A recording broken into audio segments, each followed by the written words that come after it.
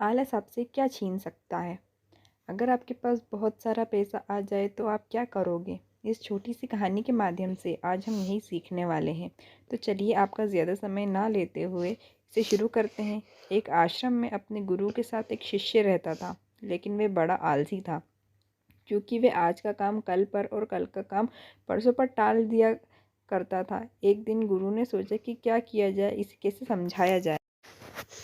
तो उनके दिमाग में एक रणनीति आई और उन्होंने उसे पाठ पढ़ाने का तरीका खोज निकाला। उन्होंने अपने शिष्य से कहा कि ये काला पत्थर मैं तुम्हें देकर जा रहा हूँ। इसकी मदद से तुम जिस भी लोहे की चीज़ को घिसोगे वे सोने की बन जाएगी। लेकिन तुम्हारे पास कल सूर्यास्त तक का समय है। और यह कहकर गुरुजी चल पड़े। अब वे आलसी शिष्य सोचता रहा कि मैं इस पत्थर से यह करूँगा वह करूँगा।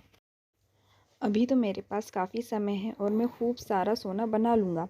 आलसी आदमी ने सोते सोते बहुत ख्वाब बुन लिए, लेकिन उनको पूरा करने की जहमत नहीं उठा रहा था। मतलब प्रयास नहीं कर रहा था, सिर्फ सोच रहा था।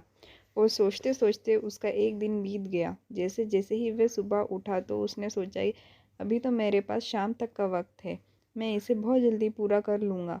देखते देखते दोपहर हुई। उसने खाना खाया और सोचा थोड़ी देर आराम कर लेता हूँ, उठने के बाद कर लूँगा। और वह आलसी शिष्य सो गया। जैसे ही उसकी नींद खुली उसने देखा कि सूर्यास्त होने को आया।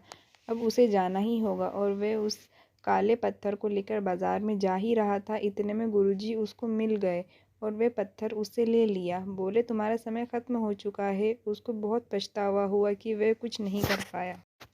लेकिन अब पछताए होत क्या जब चिड़िया चुग गई खेत। हमारे साथ भी तो यही होता है। कभी कभी हम भी तो यही करते हैं, आलस करते जाते हैं, आज का काम कल और आगे से आगे उसे टालते जाते हैं। इससे समय निकल जाता है, क्योंकि समय का पहिया तो रुकने वाला नहीं है। अगर हम समय के साथ हमारे कामों को पूरा नहीं किया तो हमारा भी वैसा ही हाल होगा जिससे उस शिष्य क्या हुआ है। और एक बात बता दूं, सचिन तेंदुलकर जब मैच नहीं होता था तब भी क्रिकेट के लिए प्रैक्टिस किया करते थे। इसलिए जो होता है अभी होता है, बाद में कुछ नहीं होता है। समय निकलता जाता है। आशा करती हूँ आप इस सीख को ज़रूर अपनाएंगे और जीवन में आगे बढ़ते रहेंगे।